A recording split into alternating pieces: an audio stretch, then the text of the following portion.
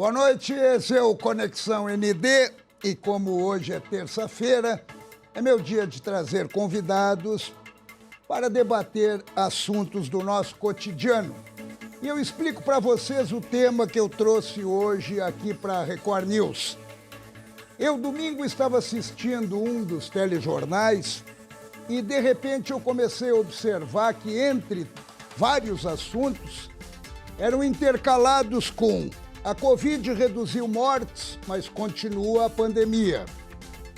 A chikungunya, estão fazendo a vacina, a Anvisa está buscando pessoas para poder fazer o teste da vacina.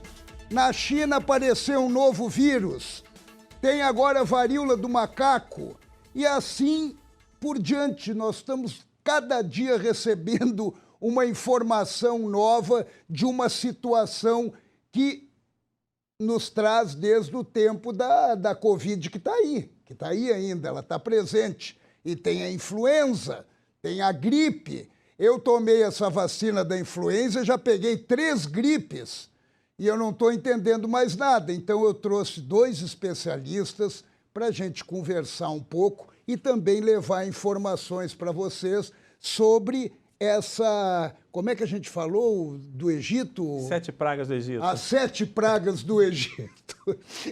Eu estou aqui com a doutora Ana Vidor, ela é médica de família, o Luiz Escada, ele é médico infectologista. Eu queria, antes de mais nada, agradecer a presença de vocês por abrirem esse espaço na agenda de vocês para conversar comigo, mas deu mais ou menos para entender até a minha ansiedade de conversar com vocês diante de todos esses fatos. E, ao mesmo tempo, antes de chegar aqui, eu estava conversando com a Peron, que é a nossa produtora, e ela comentava que os postos de saúde não estão tendo movimento. As pessoas não estão indo se vacinar. E se vão, é muito poucos. Isso aí de repente, é uma consequência da Covid, doutora? Eu acredito que não. Nós estamos com um problema com cobertura vacinal que já vem de antes da pandemia. A pandemia piorou tudo. Mas muitos dos problemas que nós estamos vivendo hoje, eles já estavam provocando o seu impacto antes da pandemia. Vocês devem lembrar que nós passamos por uma epidemia grande de sarampo no Brasil em 2019. Foi um pouquinho antes da Covid chegar. É verdade, o sarampo voltou também. É uma das pragas do Egito que precisa ser colocada nessa conta, porque sarampo... Por quê? Porque a gente não via sarampo, era uma doença que já tinha desaparecendo. Eu estou priorizando nessa conversa também a poliomielite, né? Exato. Que também está voltando. Então, uma das coisas é, as coberturas vacinais, essas doenças, poliomielite, sarampo, eram doenças que as pessoas não ouviam mais falar. Então, os cuidados em relação a elas vão baixando. E aí, né, eu não vejo a doença, as pessoas começam a fazer disseminação de informações duvidosas a respeito de segurança de vacina e tal, começa se botando insegurança nas pessoas nesse sentido. Mas eu também não houve uma saturação em relação a isso? Também. Mas é que vacina, primeira dose, segunda dose, terceira dose... mas aí a gente falando da Covid. Isso. Né? Então, não, e daí as pessoas, já tomei tanta vacina que eu não quero mais tomar. Claro. Então, é um problema que piorou depois. Mas se a gente vai olhar antes, a gente já estava vivendo isso. Já vinha ruim. Eu não vejo mais essas doenças. Para que eu vou me vacinar? E aí, a cada ano, a gente observava uma queda das coberturas vacinais. Até que as doenças começaram a voltar. E aí, claro, aí piorou, porque no meio disso apareceu o Covid, que no início nem vacina tinha. Agora a gente está aí com vacina que diminuiu morte, diminuiu internação, mas que precisa estar sendo renovada de uma maneira que a gente não pensava lá no início, que precisava de tanta renovação assim.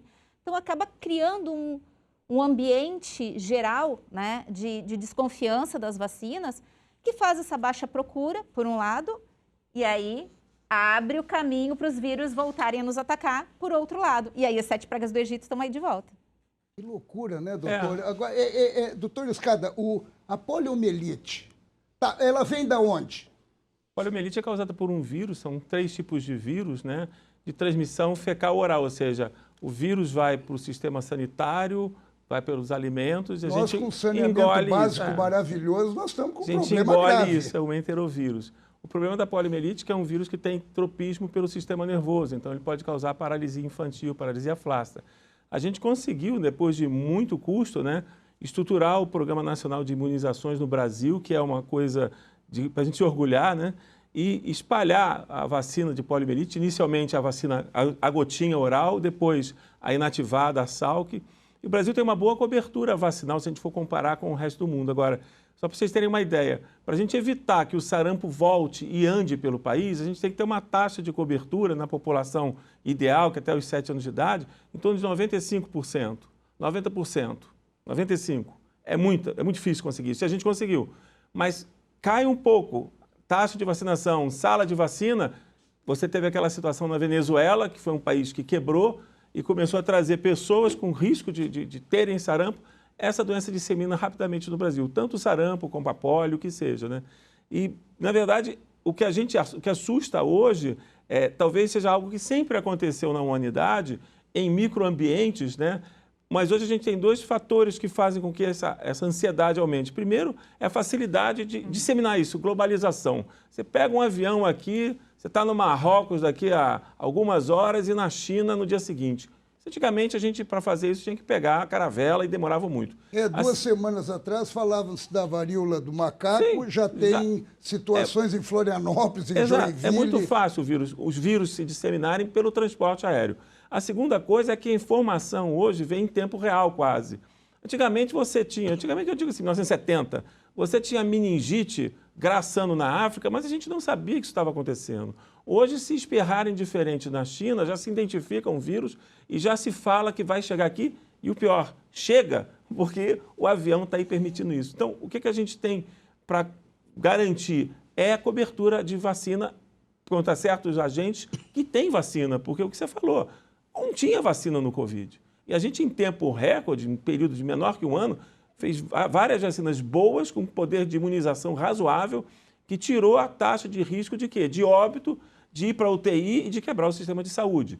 A gente sabe que, pela característica do coronavírus, não é um vírus que a gente vai conseguir erradicar, como foi o vírus da varíola, e quase foi o da polio, tá entendendo? Porque é um vírus que vive na natureza, tem essa o seu mutação ambiente. constante dele. Agora, até aproveitando isso, até para um esclarecimento, por exemplo, já estamos na quarta dose. Nós vamos para a quinta, para a sexta, para a sétima, para a oitava. Vai se comportar como vírus Mas da essa influenza. quarta dose é a mesma da primeira ou ela já evoluiu? Quem evoluiu foi o vírus, na verdade. A dose é a mesma. Continua sendo basicamente. Agora, então vale a pena tomar? Vale a pena, porque são vacinas diferentes, com capacidade de ação, de produção de anticorpos diferentes. O vírus está sofrendo mutação, e é uma coisa que é importante falar, o vírus vai sofrendo mutação de forma aleatória. Se você tem uma população que não está vacinada, esse vírus circula mais e aumenta a chance dessas mutações se perpetuarem na população suscetível. Se você tem uma população bem vacinada, esse vírus não circula tão facilmente. Então, se vacinar para doença transmissível contagiosa é, antes de nada, um ato de cidadania. Eu não estou só me protegendo, eu estou me protegendo o próximo. E é por isso que a gente tem que ter isso claro. Campanhas anti-vacinas, isso é uma coisa muito preocupante, porque se a vacina realmente não fosse bom, a gente não teria melhorado a expectativa de vida na África em 10, 15 anos, porque as pessoas morriam de difteria nos anos 50, nos anos 60 e 70 lá. E isso tudo a gente conseguiu. E daqui a pouco vão ressuscitar, falando em África, o ebola, né? Vão. E a difteria volta também se não se vacinar. A coqueluche volta também se não vacinar. Não tem como, porque são seres que estão aqui.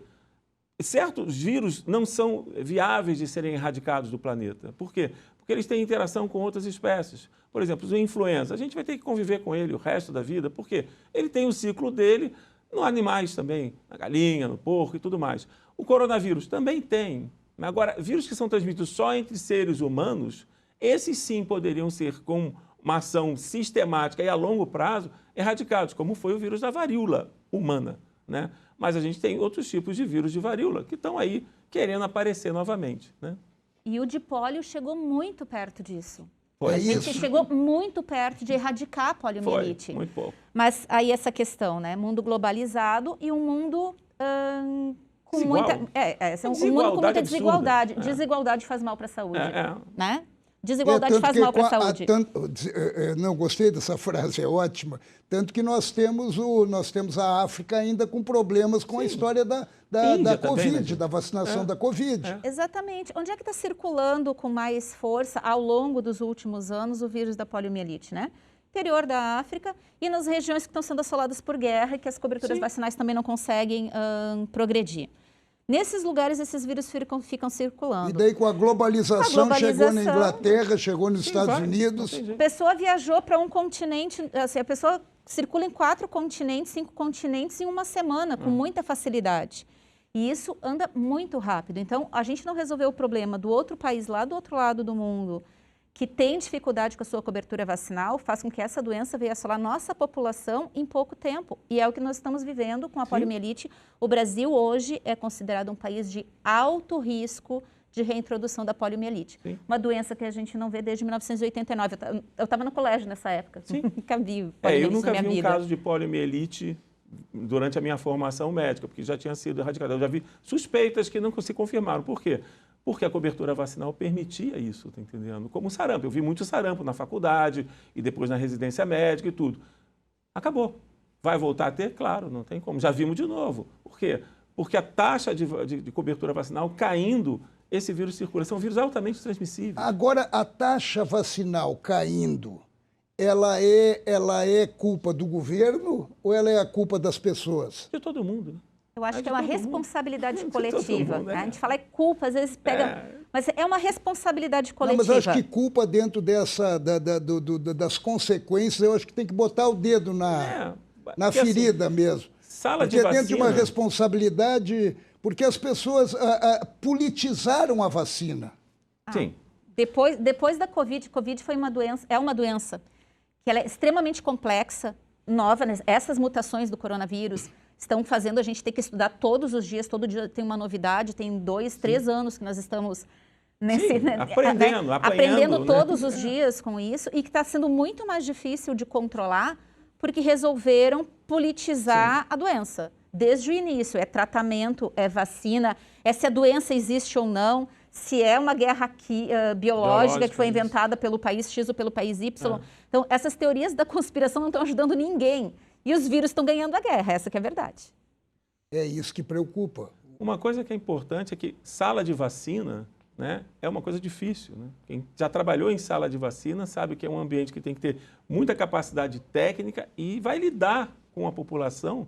Quem é que se vacina? Criança. Me diz a criança que gosta de tomar uma injeção. Não gosta.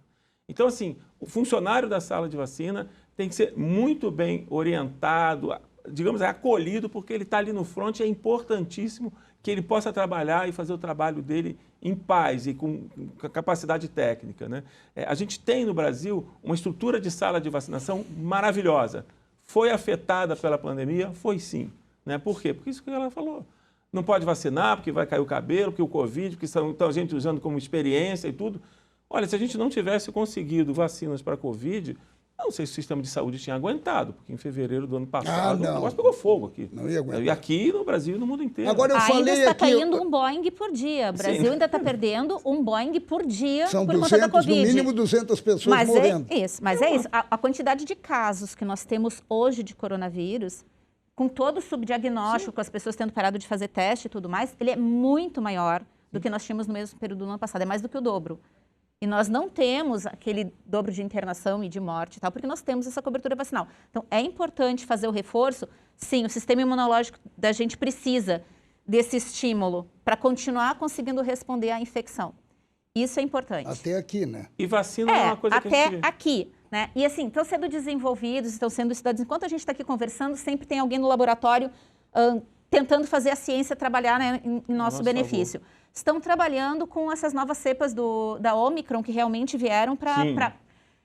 o vírus ele vai se adaptar e ele se adaptou muito bem. E a Omicron fez isso. Essa é a cepa que está se disseminando e mesmo as variações entre elas e tal. Então tem a possibilidade de surgirem vacinas mais eficientes do que as que nós temos hoje e que talvez tenham uma resposta ainda melhor. Mas ainda está na fase 1. Isso, a gente vai ter que esperar. As coisas são extremamente aceleradas, mas a gente tem que esperar as etapas. Porque eles foram muito rápidos, né, para lançar essa vacina. Mas é melhor com essas do que sem elas. Isso é importante. Uma situação muito Agora, complicada. o seguinte, eu acho que eu até prestei um desserviço aqui, lhe ouvindo. Quando eu falei, eu tomei a vacina da influenza e já peguei 3 gripes. Sabe, eu tomo a vacina da gripe já há vários anos. Entre abril e maio, eu vou lá tomar a minha vacina. Tem períodos em que eu não pego gripe. Tem outros períodos que eu pego gripe. Só que dessa vez eu peguei com uma certa frequência. Deu algum problema na vacina? É que talvez você não tenha tido gripe. Não, quem já teve influenza, não tive nem gripe nem Covid. Quem já teve influenza mesmo, gripe, né, causado pelo vírus influenza, sabe do que é a doença. É uma doença extremamente agressiva. Ela é tão agressiva quanto a Covid, né? Agora, o que você pode ter tido foram resfriados, que para isso não tem vacina, porque tem diversos tipos de vírus que causam resfriado. Sincicial respiratório, adenovírus e por aí vai. Para esses não tem vacina, e vamos ser sinceros, nem tem como bolar uma vacina para isso, porque são vírus que sofrem muita mutação. O vírus influenza, por si só, já é uma dor de cabeça, mas a gente consegue evitar. Por que a gente mira a vacina do influenza? Porque esse vírus especificamente, H1N1, dê o nome que quiser para ele, ele tem uma capacidade de disseminação na população e causar letalidade alta, diferente de um vírus sincicial respiratório, adenovírus, que causa resfriado. Então, quando a gente dá a vacina de influenza, a gente dá com o mesmo objetivo que a gente deu ao Covid, evitar que as pessoas adoeçam gravemente e vão para a UTI e faleçam de gripe ou das complicações bacterianas que isso traz e quebre o sistema de saúde. Isso é bem importante. Por que quebra mesmo, sabe? Isso. A gente sabe que não tem capacidade quase logística. Quebrou. Exatamente. Não, e quebra as pessoas. Sim, né? A gente ter vaga na UTI é extremamente importante. Sim. Mas a gente ter vaga na UTI não garante a vida das pessoas. Pelo menos metade das pessoas que vão para a UTI morrem, mesmo tendo a vaga da UTI. Então, o que a gente precisa é evitar que as pessoas precisem chegar lá. Esse deve ser o nosso objetivo primário. E é isso, vírus respiratórios são vários. E essa é a prevenção, e a prevenção é a vacina. Exato. E os vírus respiratórios são vários, e eles incomodam, enfim, vão estar aí, e não tem nem porquê, às vezes, ficar desenvolvendo vacina para todos eles, porque o impacto é menor. Influenza foi o primeiro que nos ensinou isso, né? Mas, gente, não teve nada parecido com Covid. Não tem. A gente fala, quando a gente comenta assim, é um vírus que vai se comportar como influenza do ponto de vista de dificuldade de erradicação. Mas do ponto de vista de morbimortalidade, não tem nada, não existe comparação. E agora essa história desse vírus, hein, doutor? Esse vírus novo aí que surgiu na China, vocês têm alguma informação sobre isso? Não. É mais um para a gente aprender sobre. É mais um para a gente aprender sobre. Uma diferença, por exemplo, do influenza para o Covid é que, assim, o influenza a gente já tinha noção do que acontecia, a capacidade dele, é um vírus muito respiratório. O Covid se mostrou ao longo do tempo que é um vírus que também anda na árvore respiratória, mas ele suscita no ser humano uma resposta imunológica completamente diferente do influenza. Então, a pessoa perde o olfato, paladar, tem quadro depressivo, fica com um quadro de coagulopatia, inclusive o pulmão vai para o espaço. É uma doença sistêmica, enquanto que o influenza era muito focado no pulmão. Quando eu falei, influenza e Covid, a doutora fez não. A gente aprendeu, a gente pensava que o Covid era um troço e completamente diferente. Mas influenza também, eu usava muito isso no jornal aqui. Na época pesada da Covid, influenza também mata. Sim, muito. Sim. Muito. E agora o HIV está voltando também, até isso. Nunca deixou de ir embora. Não, mas está voltando numa relação. Fazer o seguinte, eu vou fazer um intervalo rápido. Eu sabia que esse programa ia voar. Mas a gente vai fazer um intervalo rápido e já volta com mais informações sobre esses vírus que estão chegando por aí e a necessidade e a importância da vacina. Eu já volto, é rapidinho.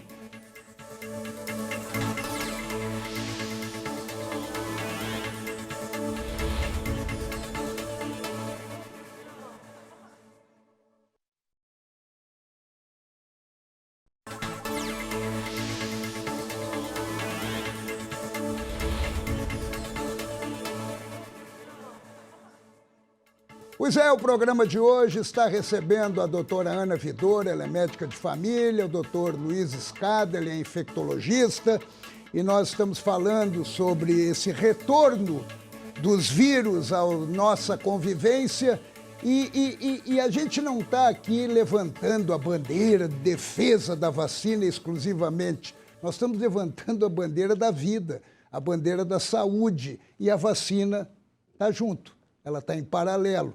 Agora, doutora Ana, as pessoas costumam dizer, eu tomei tanta vacina que eu acho que, pô, isso aí não pode me trazer algum problema. É bem fácil da gente entender essa preocupação e é muito importante a gente desmistificar isso. Não só não tem esse problema, como não tem problema tomar todas essas vacinas ao mesmo tempo. E nós estamos agora em campanha de multivacinação, então a pessoa vai, às vezes, para fazer uma vacina e descobre que tem 3 atrasadas. Aproveita a oportunidade e coloca as vacinas em atraso. O que faz mal é o nosso sistema imunológico não estar preparado para lidar com as doenças que estão circulando.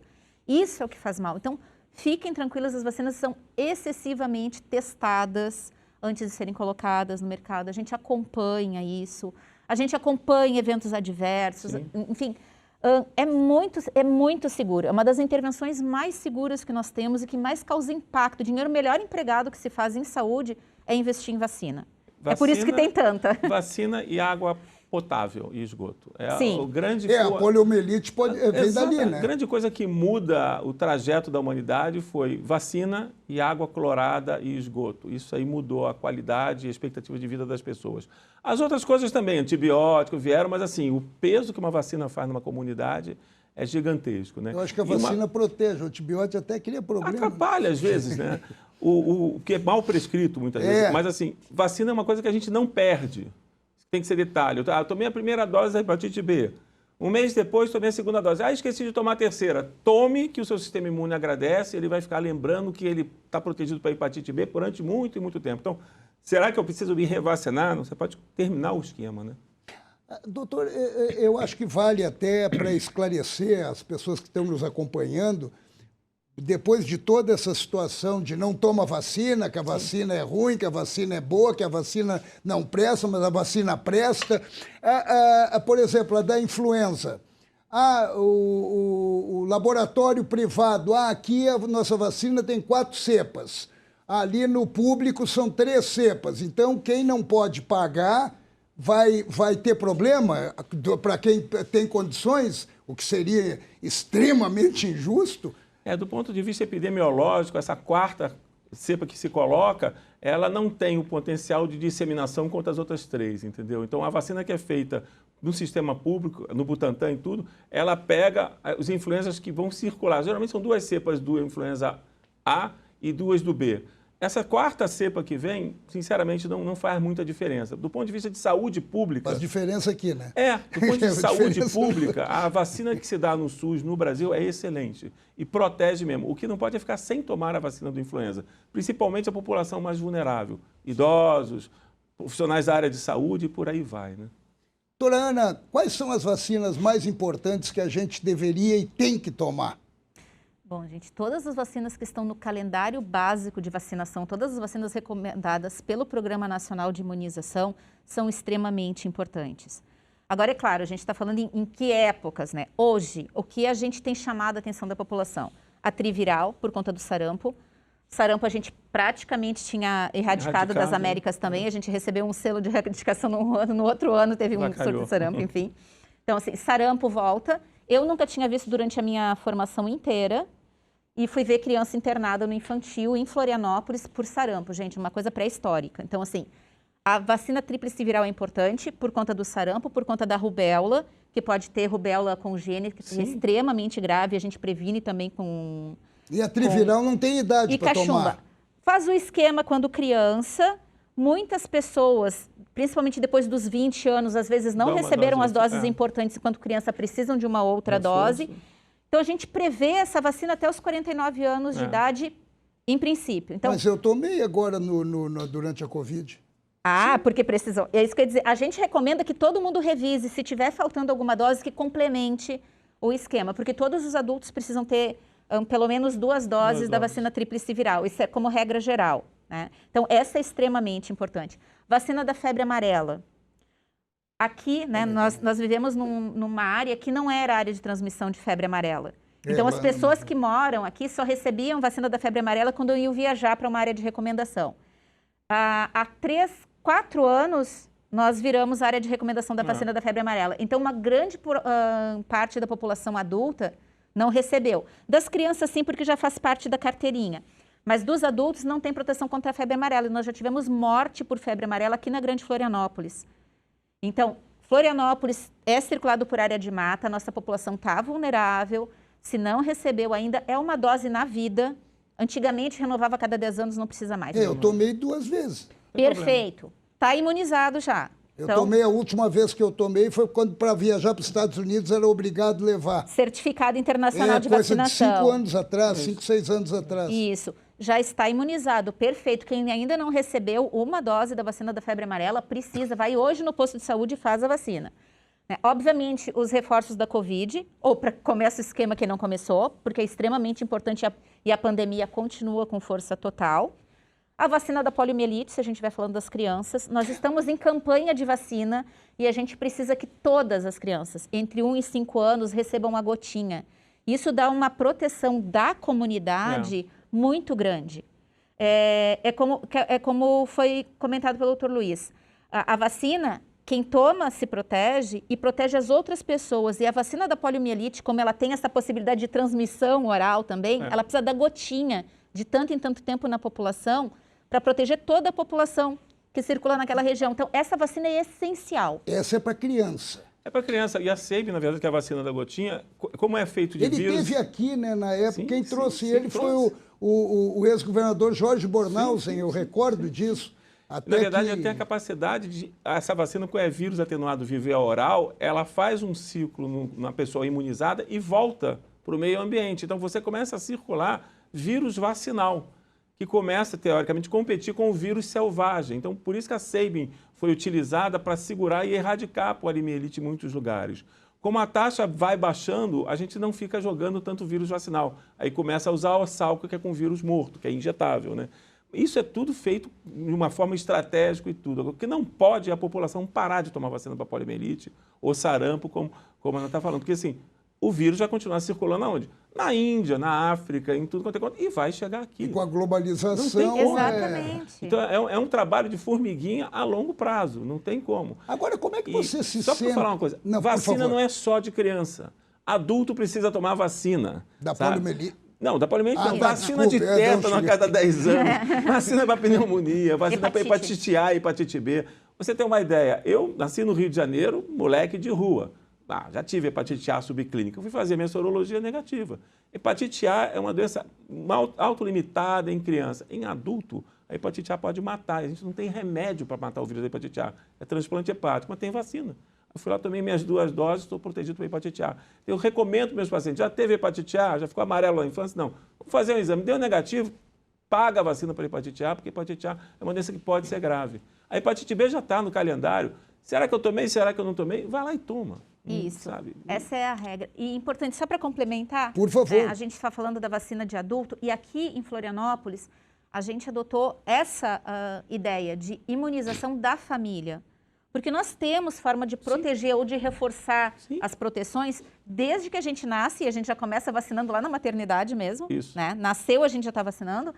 Até as vacinas específicas para idosos. Então, é muito importante a gente saber que existe esse recurso. Quais são as vacinas específicas para idosos? Bom, além de complementar os esquemas anteriores, porque eles podem ser cumulativos e a pessoa precisar, ainda tem a vacina da gripe, né? Em alguns casos, vacina contra a pneumonia, que também para vários casos também são importantes. A vacina da Covid mandatória, a gente sabe que os idosos são as principais vítimas fatais da Covid hoje. Então, basicamente, essas são importantes. E a vacina antitetânica? Sim, essa tem que tomar a cada 10 anos. A cada... 10 anos. Cada 10? 10 anos.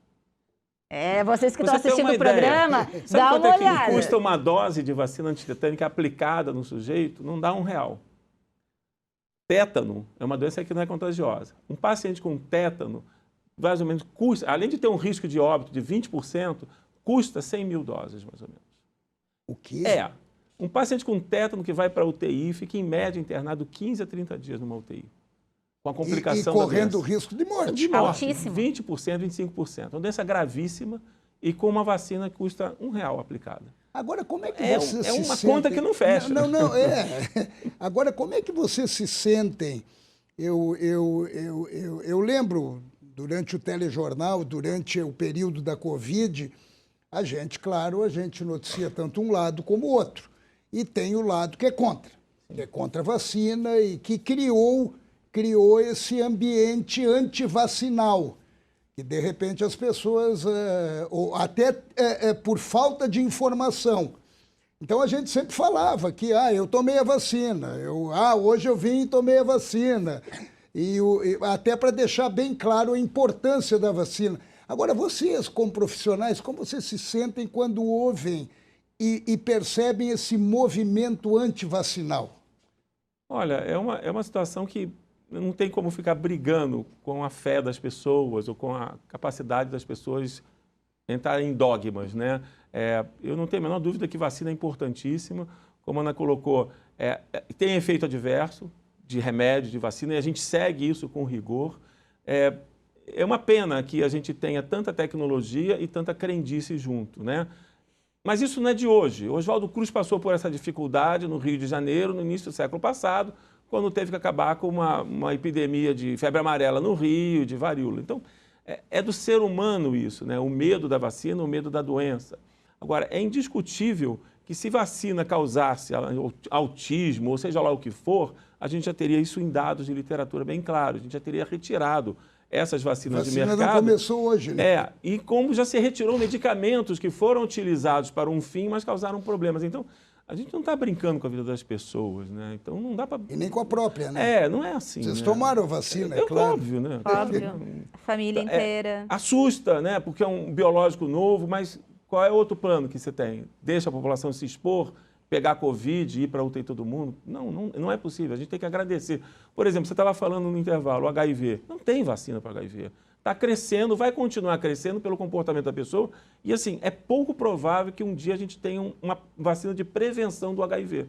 Porque não é um vírus que tem perfil de vacina, é um vírus que sofre muita mutação, né? Hepatite C, a gente tem tratamento e cura. Mas muitas pessoas chegam no diagnóstico já atrasado. Vai ter vacina para hepatite C? É muito improvável, porque é um vírus que sofre tanta mutação que a gente não consegue pegar um nó comum em todas as subespécies e falar, toma aí, você vai estar protegido para hepatite C. Para hepatite B tem vacina, para hepatite A tem vacina. Então, tem certas doenças que a gente não tem vacina e que eu adoraria que tivesse. Por exemplo, sífilis, que é uma doença causada por uma bactéria sensível à penicilina, bezetacil, que é uma coisa barata, e que, graças a uma pandemia no mundo, pelo menos há uma década, que a gente não tem como controlar pelo comportamento das pessoas, que a gente sabe que não vai mudar. A gente tem vida afetiva, sexual, pessoas têm de um jeito, outras têm de outro, se expõem a isso, como essa coisa da varíola do macaco, é uma questão de frequência de exposição. Vai ter vacina para sífilis? Não vai ter. E a gente vai ter que conviver com isso. Então, acho que tem, vamos comemorar, né? Vamos tomar as vacinas, vamos se proteger. Doutora Ana, como é que está a campanha para a poliomielite? A gente falou tanto de vacina e demonstrou aqui também a preocupação das pessoas evitando. Está bem? Poderia ser melhor? A gente tem algumas coisas que desanimam, né? Como é que vocês se sentem? Assim, poxa, desanimado. Né? A gente precisa tomar uma carga de coragem e otimismo todos os dias para continuar nessa, né, defendendo essas questões. Gente, a ciência está aí, a gente tem recursos para lidar com várias dessas doenças que em outra época não existiam e as pessoas morriam com 30, 40 anos de idade. A gente não pode negar a evolução da humanidade por conta de crendices que não se sustentam nos discursos.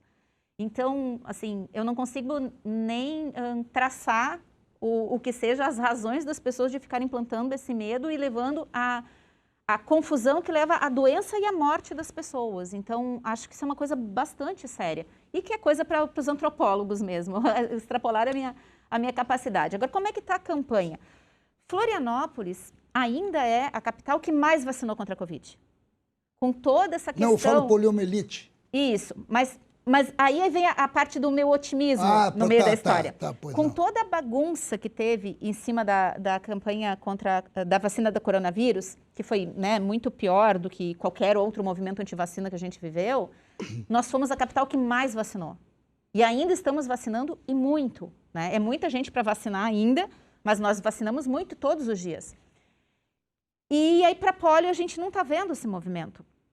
Então, tem uma coisa que é, as pessoas não estão buscando, por um lado, mas será que a gente não está falhando na forma como a gente está se comunicando com a população e por isso que ela não está buscando? Sim, aquela coisa da responsabilidade, como a gente está falando. Não, até fazendo parênteses no que a senhora está falando de responsabilidade, eu achei o fim do mundo o ministro Fachin proibir uma campanha da polio numa mensagem do ministro da Saúde, porque ele considera que ali estava colocando algum conteúdo eleitoral. Pô, eu acho que... Olha, ministro, tira isso aí para não dar problema e vamos tocar. Agora ele liberou para a varíola do macaco. Agora estão se intrometendo em tudo e estão... Tem que avisar o vírus, né? Então, é isso. Tem que avisar o vírus. Tem que avisar o vírus, que a gente está tendo um problema para depois o vírus vir aqui e dar problema. Então, a gente precisa se comunicar de uma maneira mais efetiva. Eu conversei com várias pessoas que não sabiam que a gente estava em campanha, por mais que a gente ache que divulgou, e várias pessoas que não sabiam que a campanha era indiscriminada. Sim. E toda criança entre 1 e 5 anos precisa receber a vacina. Então, a gente precisa comunicar adequadamente. Hoje, à noite, logo mais, nós temos uma reunião justamente para fazer esse debate com as principais entidades que defendem isso. A Sociedade de Infectologia, sim, o Conselho Federal Regional de Medicina, o Corém. Enfim, nós unimos vários parceiros, com o Rotary como nosso parceiro, inclusive, para discutir hoje à noite estratégia para a gente otimizar a comunicação e aumentar as coberturas da campanha, principalmente da poliomielite. E nos acione também, que a gente certamente estará junto, porque é fundamental e é importante. Vocês acompanharam o programa até aqui, vocês viram a importância da vacina. E em relação a pólio, pô, não dê essa herança para o seu filho, né? Boa noite e até terça-feira que vem, se Deus quiser. Beijo.